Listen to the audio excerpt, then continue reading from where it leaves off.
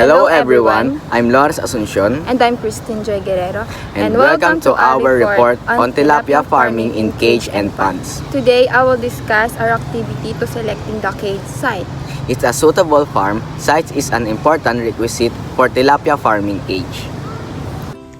Una ay ang peace and order.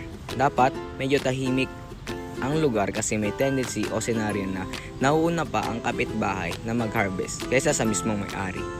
And dapat yung mismong may-ari ay close na din siya sa community or kalapit ng bahay para maiwasan nito ang pagsira at paggulo sa mga alaga nila isda at para sa kanilang safety na din. Dito naman sa proximity to market and roads ay dapat may kalapit din na pinangkukuhanan ng mga gamit pang supply para di na masyadong magastos pa. Kailangan meron tayong contact or pagkukuhanan na supply para mas makamura natin itong makuha at maibigay natin ng murang presyo sa mamimili.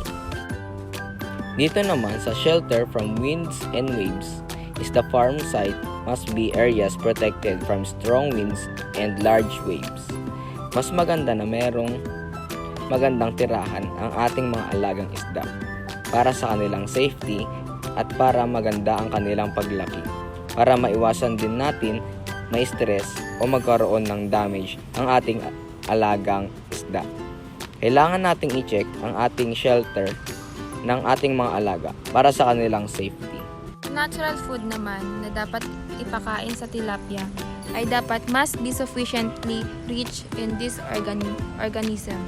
At dapat meron din tayong alam na magandang ipapakain sa alagang isda para sa kanilang magandang kalusugan at mabilis na paglaki ng mga ito. At dadako naman tayo sa cage module. Una, sa fixed module ay gawa siya sa bamboo poles or palm tree trunks ng 1 to 2 meters deep into the bottom.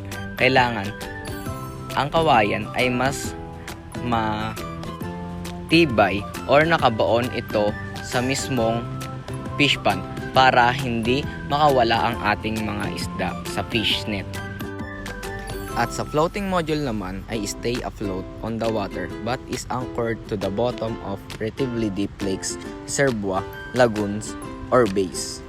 Katulad sa mga nabanggit, dito natin madalas makita ang floating cage or shelter ng ating mga alagang isda.